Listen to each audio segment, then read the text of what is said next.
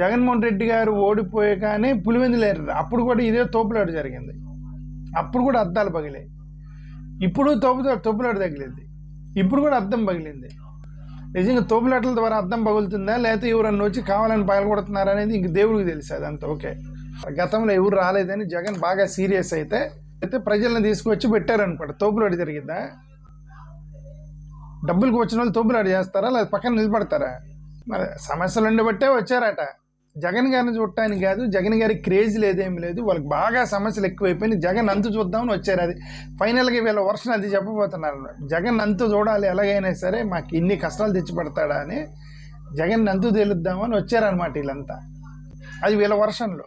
అది జగన్కున్న క్రేజ్ని మీరు ఒప్పుకోకపోతే ఎట్లా? కానీ జగన్ గారికి ఉన్న క్రేజ్ని, అభిమానాన్ని దాన్ని కరెక్ట్గా మెజర్ చేయాలి. కానీ ఎందుకు వచ్చారు ఇదంతా, కానీ దాన్ని తిప్పి చెప్పడంలో అర్థం లేదు.